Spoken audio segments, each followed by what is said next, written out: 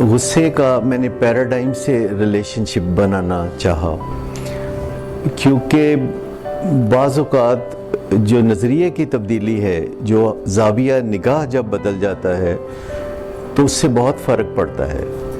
جیسے اگر آپ کو آپ کی کوئی سہیلی یہ کہے کہ اس نے 4 بجے آپ سے ملنے کے لیے آنا ہے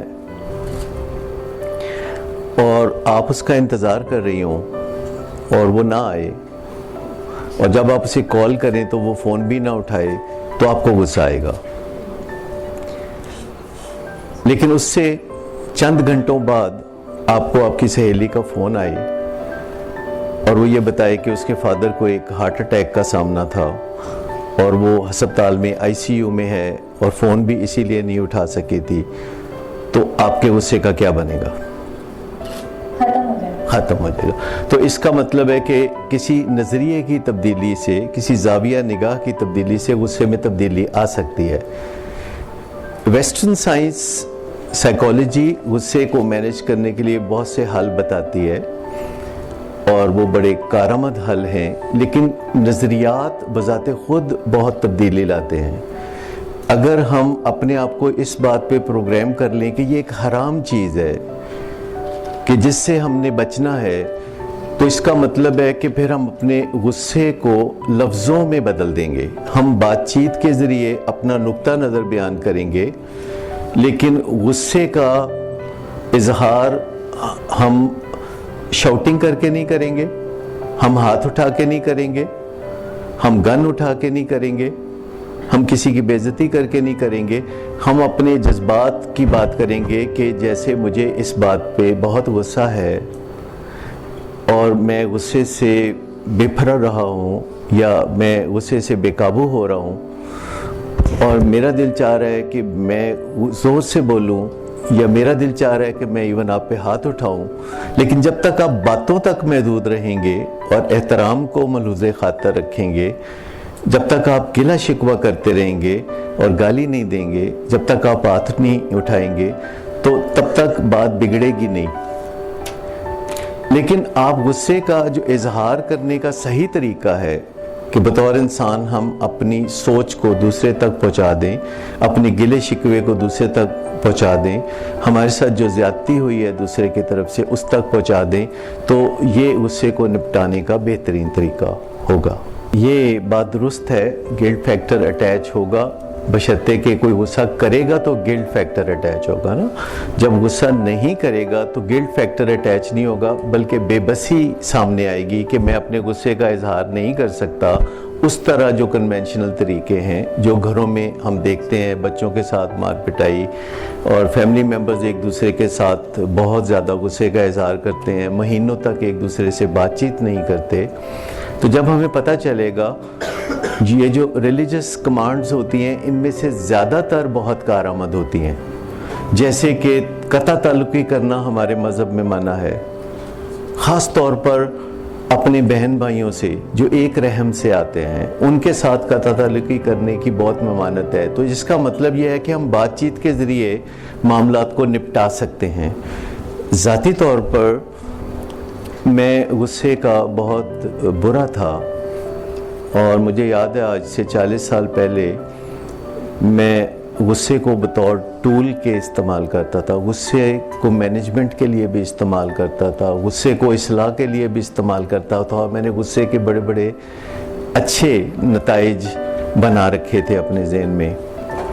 ایک دفعہ میرے ایک مریض کو ایک سٹاف ممبر نے نشہ مہیا کر دیا علاج کے دوران، تو میں نے اس کو زمین سے اوپر 40 فٹ اوپر ایک پارگولا کے ساتھ لٹکا دیا، جس پہ میں انتہائی نادم ہوں آج تک کہ میں نے ایسی حرکت کی۔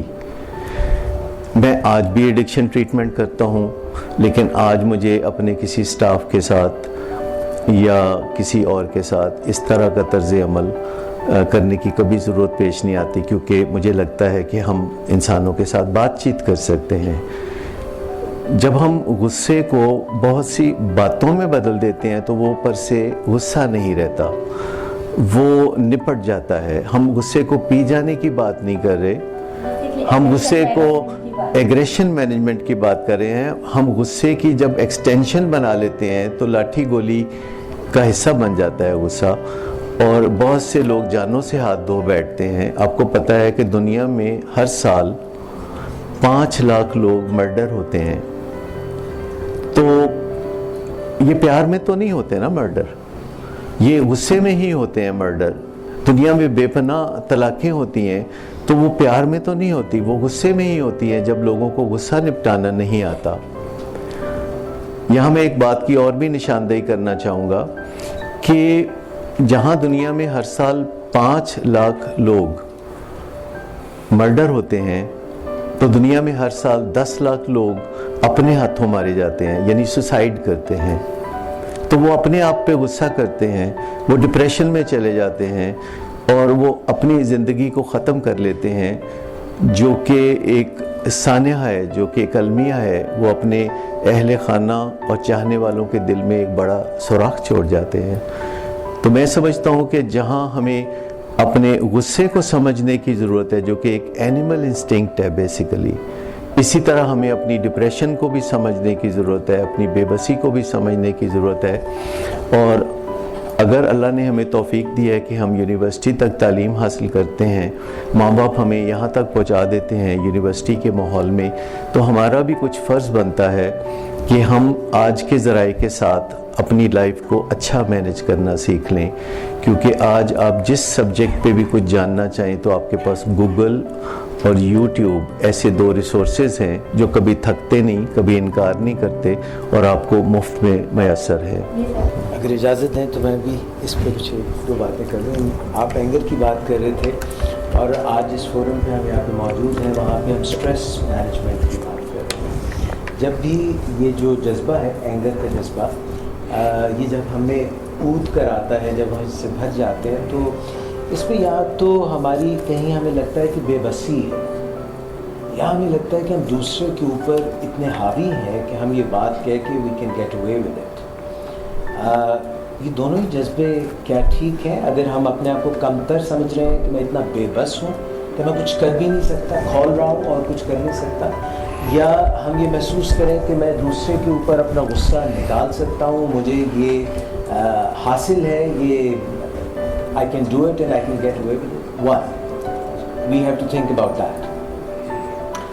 एंगर मैनेजमेंट में ये भी बात है कि जब हमने बहुत ज़्यादा चीनी का बेदरेग इस्तेमाल किया होता है, मैदे का बेदरेग इस्तेमाल किया होता है, इंसुलिन निकल रही होती है और फिर एक दफ़ा हम ऊपर जाते हैं, एक जिस तरह से पींग दा बुलारा होता है उस तरह से एक दफ़ा उस तरफ जाता है, फिर शुगर क्रैश करती है, इंसुलिन सर्ज ज़्यादा होती है, शुगर क्रैश करती है, मूड दरहम बरहम हो जाता है। इस पर भी गौर कीजिएगा। We are what we eat.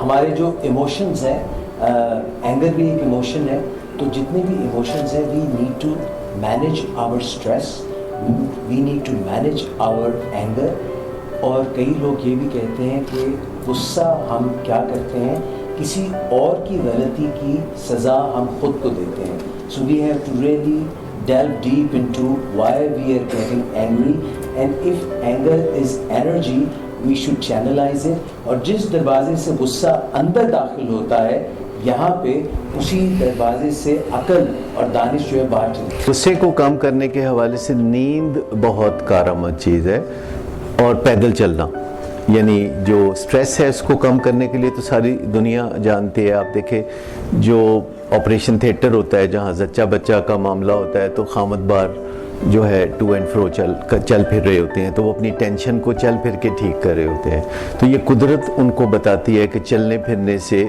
Stress ठीक होती है। जैसे डॉक्टर साहब ने भी फरमाया कि 11,000 स्टेप्स, तो मैं इस पे ख़ुद भी बहुत कारबंद हूँ और 15,000 स्टेप्स में पर डे करता हूँ।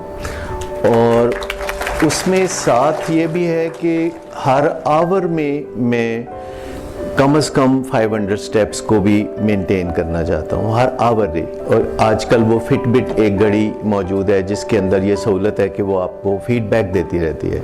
वो आपको नींद के बारे में भी फीडबैक देती है कि आप कितनी देर सोए, कितनी देर जागे बीच में, और आपकी रैपिड आई मूवमेंट वाली नींद कैसी थी और डीप سلیپ کیسی تھی. تو پیدل چلنے کے بارے میں جو ڈاکٹر صاحب نے بتایا, تو آپ کو تو یونیورسٹی میں کافی بڑی یونیورسٹی ہے یہ, میں نے سنا ہے کہ ایشیا کی سب سے بڑی یونیورسٹی ہے, تو یہاں آپ کو چلنا پھرنا چاہیے.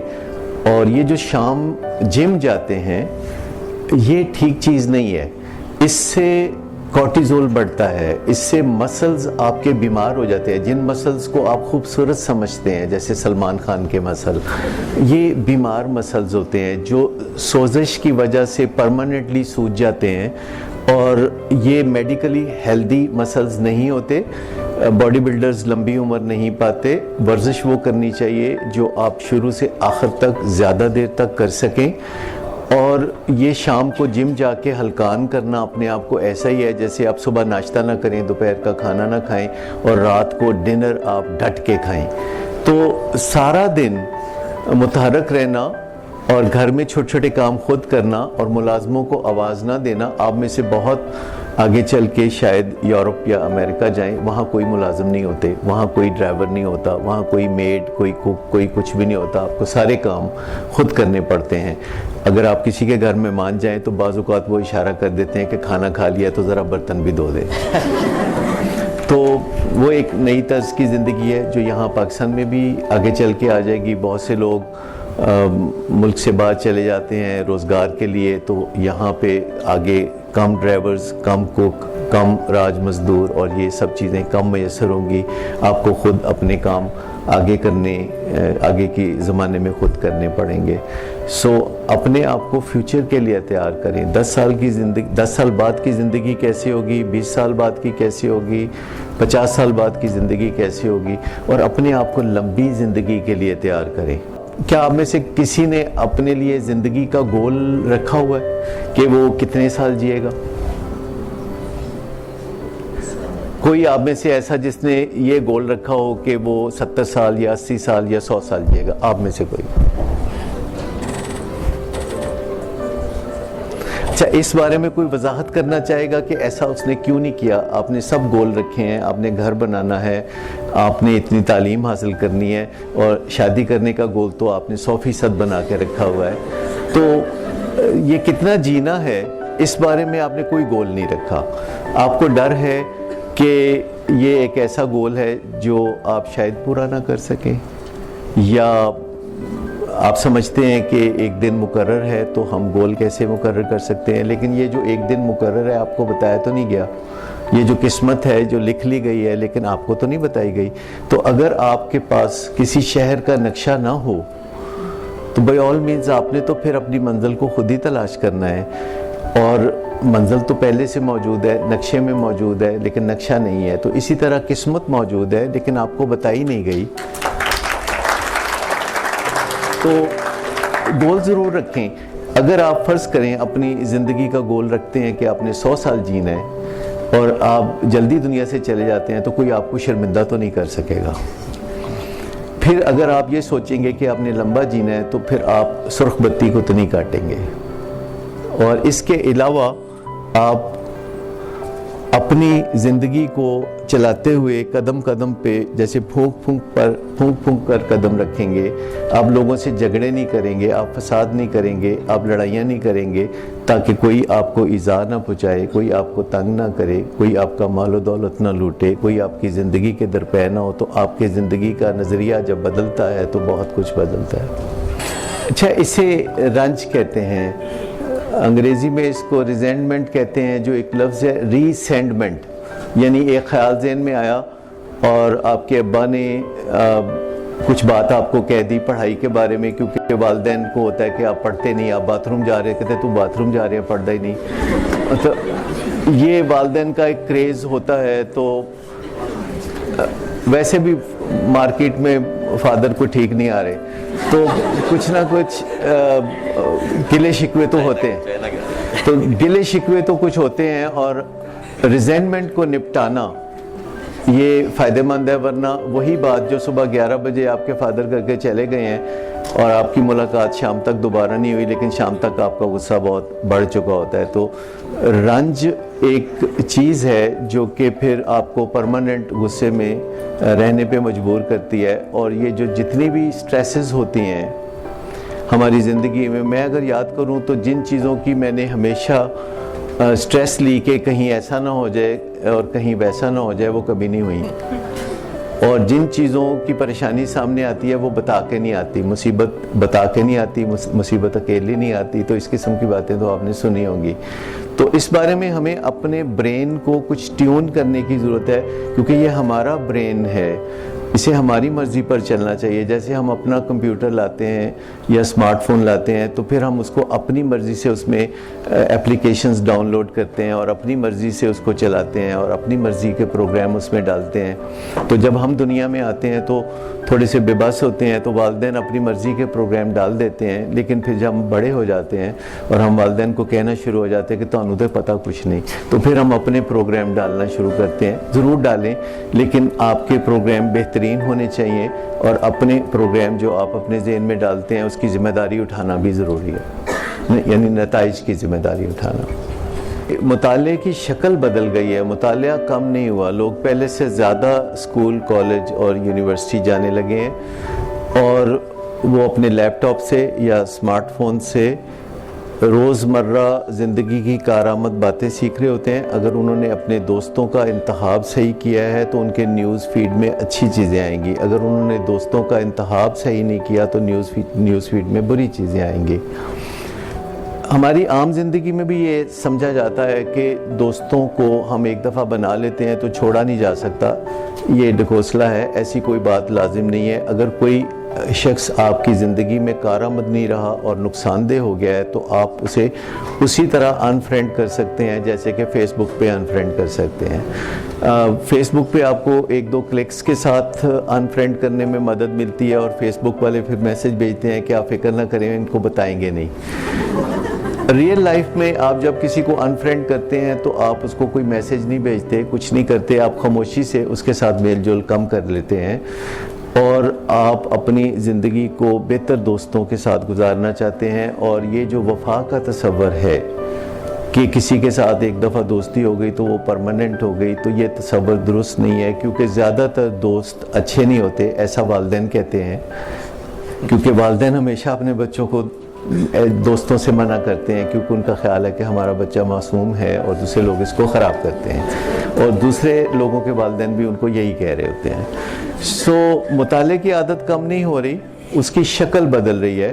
لیکن میں آپ کو بتاؤں کہ بذات خود مجھے کتاب سے محبت ہے، کیونکہ میں اس جنریشن سے بھی تعلق رکھتا ہوں کہ جب انٹرنیٹ نہیں تھا، گوگل نہیں تھا، یوٹیوب نہیں تھی اور اسمارٹ فون نہیں تھا. تو میری اپنی ابھی بھی ذاتی لائبریری ہے جس میں کوئی 15,000 کتابیں ہیں، اور سب 2000 کے بعد کی ہیں. ہر وقت میرے سائڈ ٹیبل پہ ابھی بھی کتابیں ہوتی ہیں، لیکن اس کا مطلب یہ نہیں کہ میں گوگل پہ یا یوٹیوب پہ جا کے مدد نہیں لیتا. وہ بڑی انسٹنٹ مدد ہے.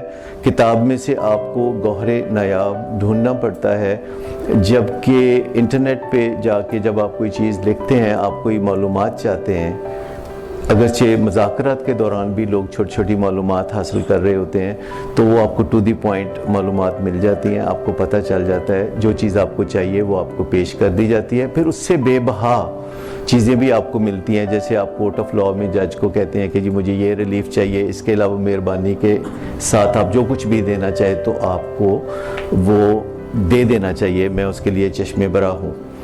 ڈاکٹر صداقت علی میرے مینٹور بھی ہیں.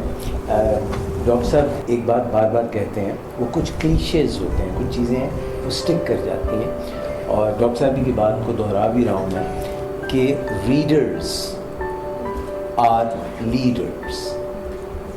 اور جب آپ ریڈ کرتے ہیں تو ایک ڈائیورسٹی ملتی ہے تھاٹ کی. آپ تو تمام ہیومن ایکسپیرینسز سے خود گزر نہیں سکتے ہیں. جو لوگوں نے اپنی تحریروں میں اپنے جو ان کے ایکسپیرینسز ہوتے ہیں وہ لکھے ہوتے ہیں، تو ایک تو ہمیں ڈائیورسٹی ملتی ہے، تھاٹ ملتا ہے، تھاٹ کی کلیئرٹی ملتی ہے، اور پھر ہم بات بھی کرتے ہیں تو readers are leaders and then you can talk, and talkers are hawkers جو اپنی طرف توجہ مبذول کرا لیتے ہیں. اور اس کے ساتھ ہی ساتھ ہے کہ writers are perceived to be experts. یعنی اگر آپ کچھ ایک آرٹیکل لکھتے ہیں کسی ٹاپک پہ تو لوگوں پہ اس کا امپریشن یہ پڑتا ہے کہ آپ اس کے ماہر ہیں. تو پرسیپشنز جو ہوتے ہیں وہ ریالٹی سے بڑھ کے ہوتے ہیں. پرسیپشنز ہی اصل ریالٹی ہوتی ہے. बाइपोलर डिसऑर्डर के बारे में मैं ये कहना चाहूँगा कि अगर कोई बाइपोलर डिसऑर्डर होता है तो बाइपोलर इन ऑर्डर भी होता है। यानी आप समझें कि जो लोग बाइपोलर इन ऑर्डर में होते हैं उन्हीं को ख़तरा होता है बाइपोलर डिसऑर्डर का। और बाइपोलर का मतलब है दो पोल वाला, और ये जो दो पोल हैं ये इस तरह है जैसे कोई सुबह उठता है और अच्छे मूड में होता है और फिर वो यूनिवर्सिटी आता है या कामकाज पे जाता है, कुछ कामयाबियां हासिल करता है, तो शाम को उसका मूड और अच्छा हो जाता है। तो आप यूँ समझे कि सुबह न्यूट्रल मूड है और शाम को अगर अच्छा मूड है, तो ये दो पोल्स हैं। और शाम को उसे फिर रिलैक्स हो जाना चाहिए और अपने बिस्तर पे आराम के लिए जाना चाहिए। और अगर वो ऐसा नहीं करता और अगर वो झगड़ा करता है या फिर ड्रग्स इस्तेमाल करता है और फसाद फी सबीलिल्लाह में मुब्तला रहता है, तो फिर उसका मूड ख़राब रहने लगता है। तो इससे जो मूड की ख़राबी जन्म लेती है एक किस्म की, उसको बाइपोलर डिसऑर्डर कहते हैं। इसमें मूड शुतरे बेमहार की तरह हो जाता है, यानी खुशी के मौके पे बाज़ औक़ात टेंशन होती है, गम के मौके पे बाज़ औक़ात खुशी होती है, और लोग मैयत पे बैठ के तो जुगतें लगा रहे होते हैं, और शादियों ब्याहों पे जाके वो अफसुदा से होकर बैठे होते हैं कि ये दूसरों की शादियां क्यों हो रही हैं, हमारी क्यों नहीं हो रही।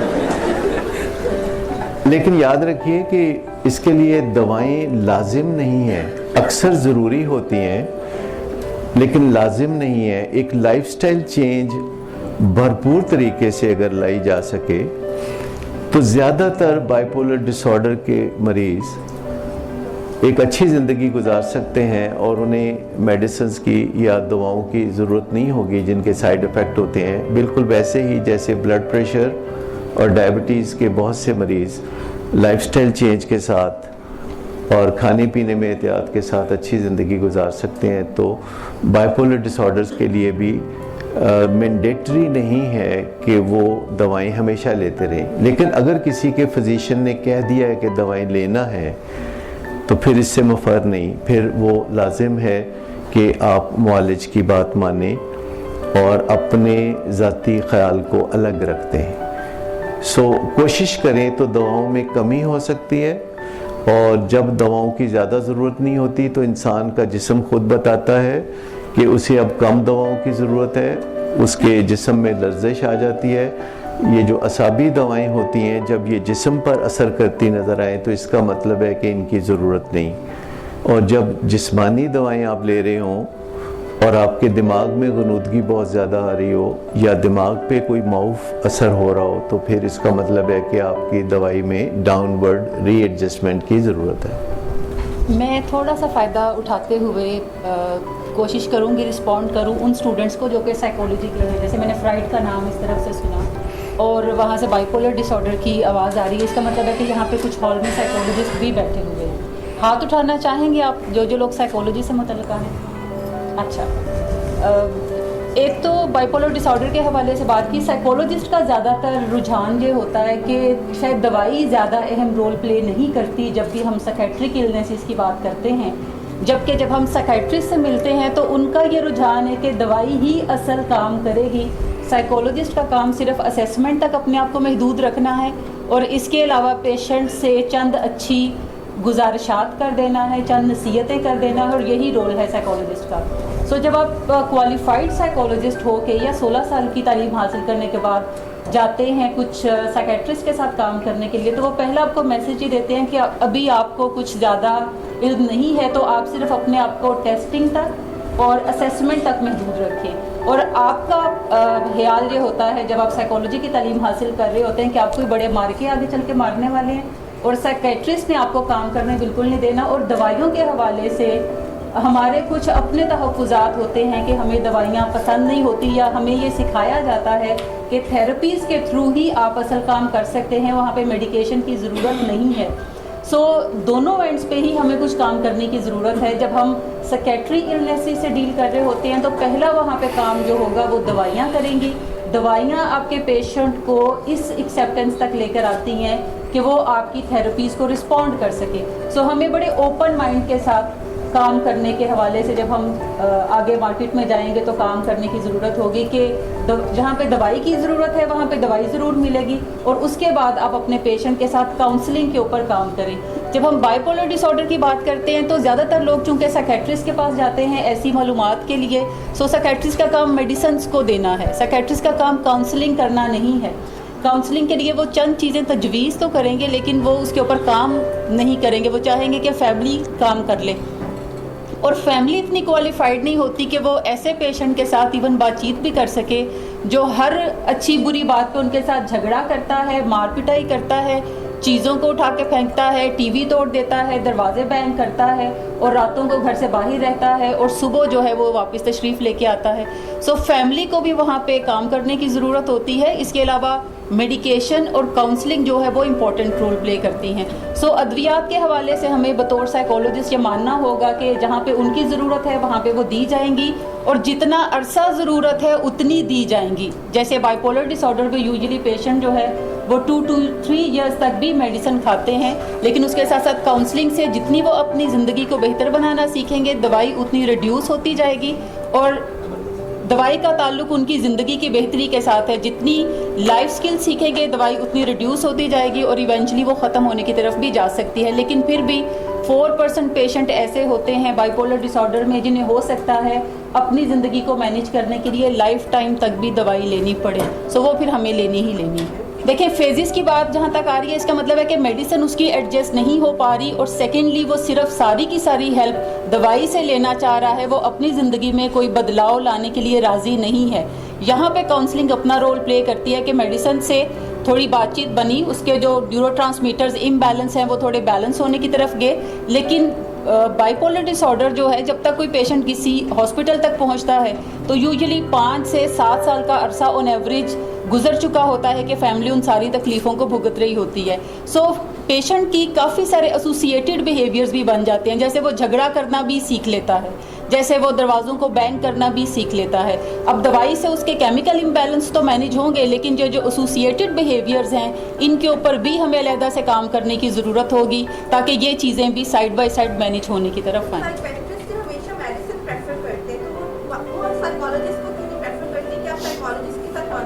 دیکھیں سائیکیٹرسٹ اس لیے میڈیسن پریفر کرتے ہیں بیکاز یہ ان کا فیلڈ آف ایکسپرٹی ہے, they are train to do so. یہ اسٹیبلشمنٹ کی طرح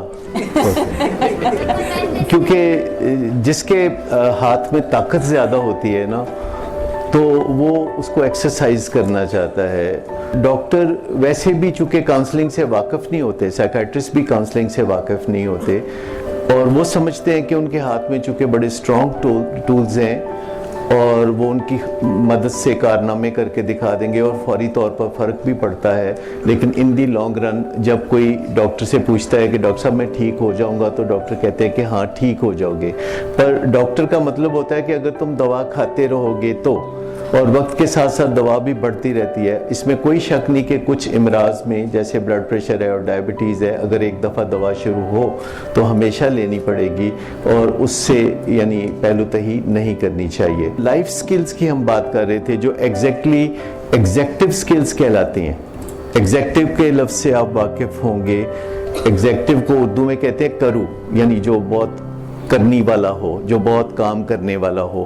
تو ایگزیکٹو اسکل جو ہوتی ہیں وہی لائف سکلز ہوتی ہیں, اور اسکول کالج یونیورسٹی میں لائف سکلز نہیں سکھائی جاتی. یہ آپ کی پرسنل ذمہ داری ہے کہ جس دوران آپ اسکول کالج یونیورسٹی میں ہیں آپ لائف سکل سیکھیں, اور لائف سکلز جو آپ گھر سے سیکھتے ہیں وہ کافی نہیں ہوتی. عملی زندگی کے لیے آپ کو لائف سکل سیکھنے پر بھرپور توجہ دیتے رہنا چاہیے. اور آج کل آپ کے نیوز فیڈ میں ہمیشہ ایسے ویڈیوز آتے ہیں, ایسے پیغامات آتے ہیں جن کو بغور دیکھنے کے بعد آپ سمجھ جاتے ہیں کہ یہ اچھے پیغامات ہیں یا برے پیغامات ہیں, اور ان سے آپ فائدہ اٹھاتے ہیں. جہاں بھی آپ کو لگے نا too good to be true, تو اس چیز پہ نظر ثانی ضرور کریں. میں نے شروع میں جب اپنے 13 سال کی عمر میں مجھے بڑی سٹریس تھی, کیونکہ ہمارے زمانے میں جو ٹین ایجر ہوتے تھے ان کی عزت نہیں ہوتی تھی, تو مجھے اس بات کا کافی غم رہتا تھا کہ میری عزت کیوں نہیں ہے. اور جب والدین سے کوئی اس قسم کا گلہ کرتے تھے تو مزید بےزتی ہوتی تھی. تو میں نے اس زمانے میں اپنی سٹریس کو ریلیف کرنے کے لیے شمع بینی شروع کی، یعنی موم بتی جلا کے اس کے سامنے بیٹھ جانا. تو اس چیزوں سے مسئلے اس طرح نہیں حل ہوتے. جتنا گڑ ڈالتے ہیں اتنا میٹھا ہوتا ہے. آپ کو جب یہ موقع ملے گا کہ آپ تشریف اٹھائیں گے تشریف رکھنے کی بجائے اور پھر چلیں پھریں گے تو آپ کے بہت سے کام بھی ہو جائیں گے. کیونکہ میں آپ کو بتاؤں جو پروکریسٹینیشن ہوتی ہے اس کی سب سے بڑی وجہ ہے کہ ہم اپنی فزیکل پوزیشن کو چینج نہیں کرنا چاہتے. بیٹھے ہیں تو بیٹھے رہیں گے، لیٹے ہیں تو لیٹے رہیں گے.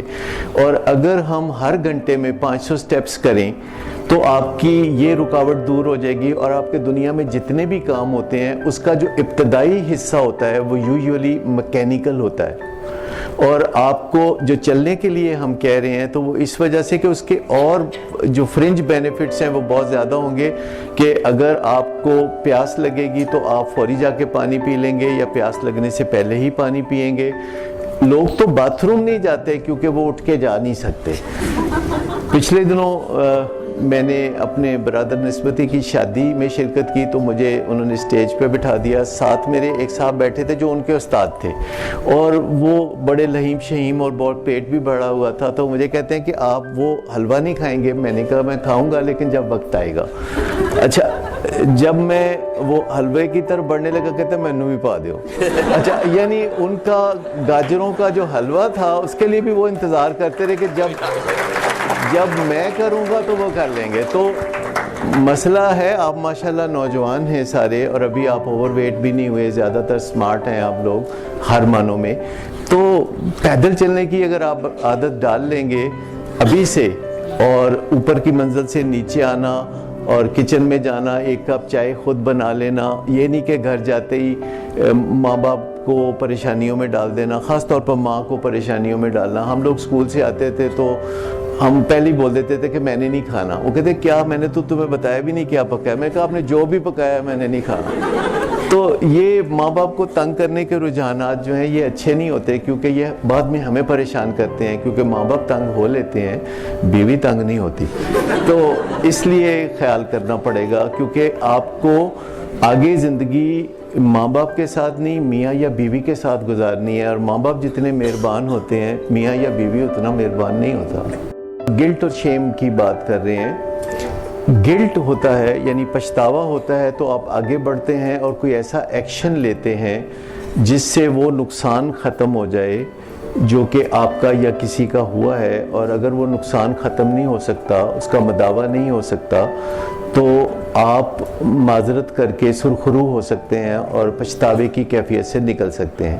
لیکن اگر ہم آگے بڑھ کے سوری نہیں کہتے، معذرت نہیں کرتے، تو یہ چیز ہمیں اندر ہی اندر جب شیم دینے لگتی ہے تو اس سے نقصان ہوتا ہے. شیم کہتی ہے تم چھپ جاؤ، کیونکہ یہ جو چھپنے کا عمل ہے، آپ دیکھیے کسی بھی جگہ شادی ہال میں آپ دیکھیں تو مہمان آئیں گے تو سب سے پہلے پچھلی سیٹیں بھرتی ہیں. کلاس میں بھی اسٹوڈنٹ سب سے پہلے پچھلی سیٹیں بھرتے ہیں. ہم لوگ بچپن میں جب گھر میں مہمان آتے تھے ہم چارپائی کے نیچے گھس جاتے تھے کیونکہ شیم جو ہوتی ہے وہ گھر گھر میں ہوتی ہے. والدین خود بچوں کو شیم سکھاتے ہیں، اپنے آپ سے اپنے وجود سے شیم سکھاتے ہیں. شیم ہیلدی ایموشن نہیں ہے، گلٹ ایک ہیلدی ایموشن ہے. اور جب ہم سے کوئی غلطی ہو جاتی ہے تو ہم آگے بڑھ کے معذرت کرتے ہیں، نمبر 1. نمبر 2 دوسرے کا جو نقصان ہم نے کیا ہے وہ پورا کرنے کی پیشکش کرتے ہیں. نمبر 3 کچھ ایکسٹرا دیتے ہیں، کچھ فالتو دیتے ہیں. جیسے ایئر لائنز اگر فلائٹ اگر آپ کی ڈیلے ہو گئی ہے تو وہ آپ کو کھانا کھلاتے ہیں، وہ آپ کو ہوٹل میں جگہ دیتے ہیں اور پھر معذرت بھی کرتے ہیں. پھر وہ کہتے ہیں کہ آئندہ جب آپ اس ایئر لائن پہ سفر کریں گے تو آپ کو 20% ڈسکاؤنٹ بھی ملے گا. تو یہ معافی تلافی اور اضافی کا جو کام ہے یہ اگر ہم کرتے رہیں تو ہم اندر سے اچھی کیفیات سے دوچار ہوں گے.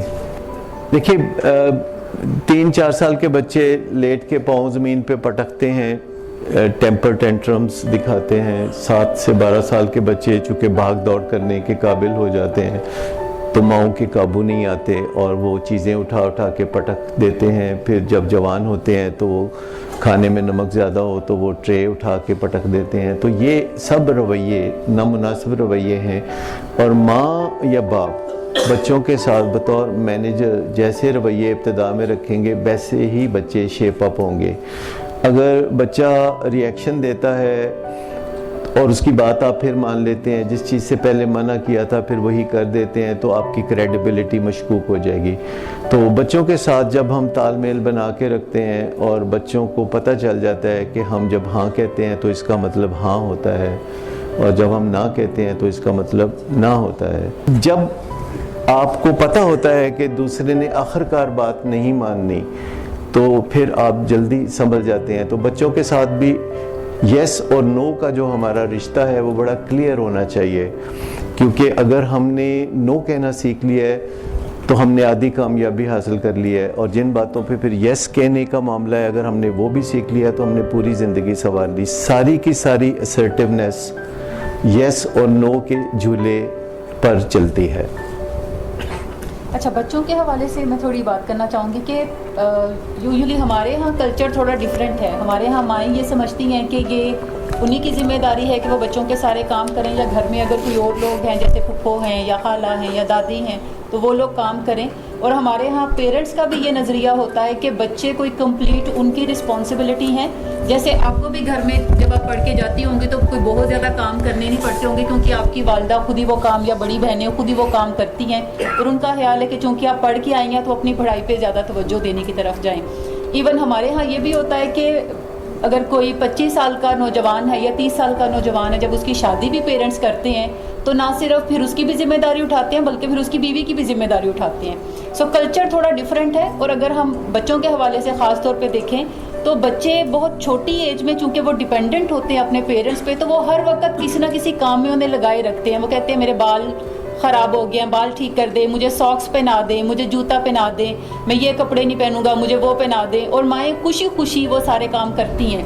سو اگر ہم یہ کہیں کہ 4 سال کے بچے تک, 4 سے 7 سال کا جو بچے ہیں, مائیں ان کی باتیں خوشی خوشی سے مانتی ہیں, جسے ہم کہتے ہیں چاؤ چاؤ میں ماننا. اور جب بچے 7 سال سے 9 سال کی عمر میں پہنچتے ہیں تو پھر مائیں عادتاً ان کی باتوں کو ماننا شروع کرتے ہیں, کیونکہ انہیں پریویسلی ایک اچھی خاصی پریکٹس ہو چکی ہے باتیں ماننے کی, اور بچے کو ہمارے ہاں باتیں منوانے کی اچھی خاصی پریکٹس ہو جاتی ہے. اور جب بچے جو ہیں وہ پری ٹینز میں جاتے ہیں اور ٹین ایج میں پہنچتے ہیں تو پھر پیرنٹس جو ہیں وہ مجبور ہوتے ہیں ان کی باتیں ماننے کے لیے, اور مجبوراً باتیں مانتے ہیں کیونکہ بچے اسی طرح سے ٹینٹرم پھر شو کرتے ہیں. اور جب پیرنٹس ان ٹینٹرمز کو ہینڈل نہیں کر سکتے اچھے طریقے سے تو پھر ان کی بات ماننی ہی بنتی ہے.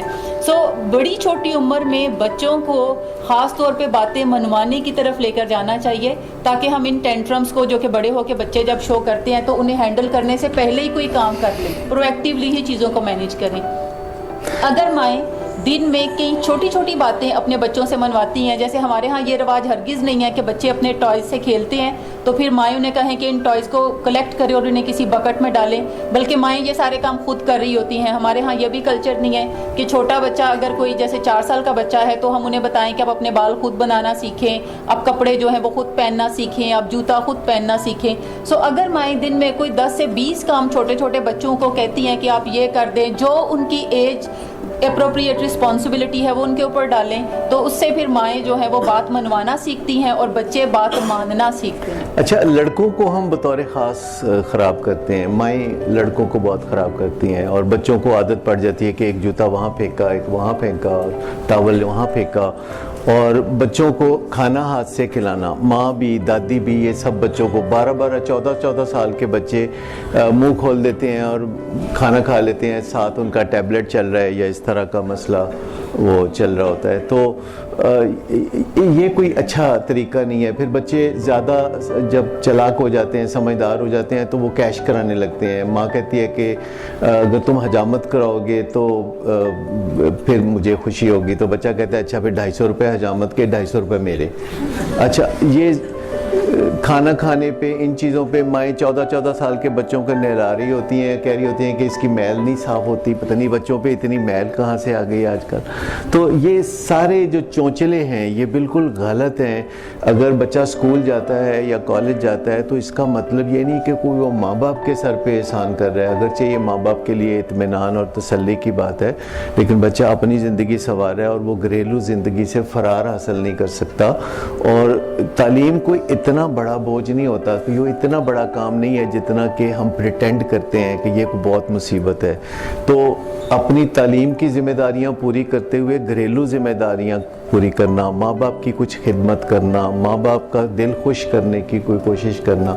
माँ बाप हर वक्त बच्चों का दिल खुश करने की कोशिश में लगे रहते हैं। अगर छुट्टियां भी हो जाए ना, तो तीसरे या चौथे दिन वो माँ बाप को कहना शुरू हो जाते हैं कि हम बोर हो गए हैं, हम क्या करें, मैं क्या करूँ, मैं क्या करूँ। मुझे भी जब छुट्टियाँ होती थी तो मैंने अपनी वालदा को तंग करना कि भाई मैं अब क्या करूँ, मैं बोर हो गया हूँ। कहते आओ पांडे तो हो बेटा, चलो इस तरफ लगा देते।